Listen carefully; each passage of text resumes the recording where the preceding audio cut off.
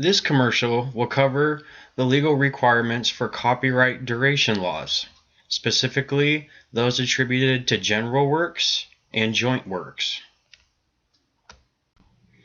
In Section 302, subsection A of the United States copyright law, the form for general works is attributed as the following.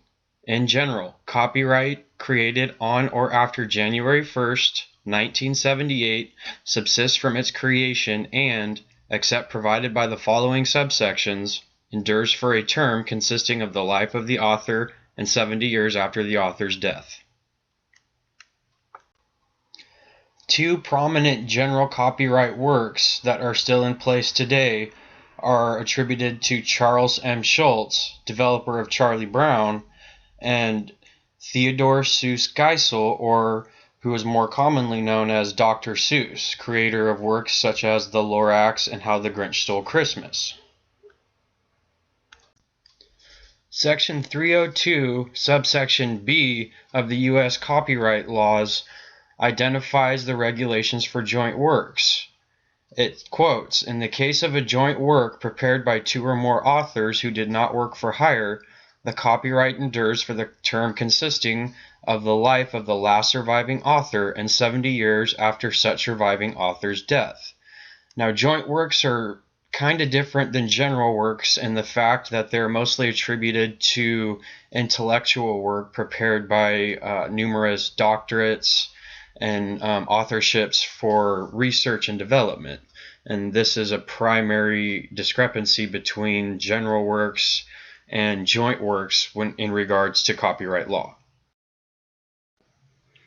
Examples of joint research publications like this one often have to do with history and inquiry into historical events.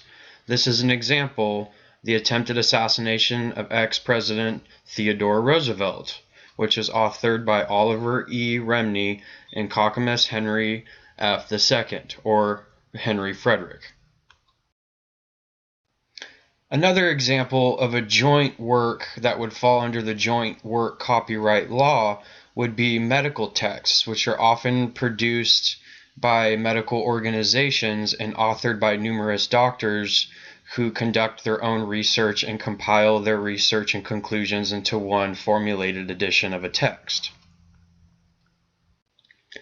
So when dealing with copyright law specifically attributed to those of text, so examples that were given were Charlie Brown and Dr. Seuss for entertainment and the Medical Research Guide by the Mayo Clinic for intellectual purposes, it is important for individuals who use these resources, whether it is for entertainment or for education, to understand the copyright laws that are attributed to each text.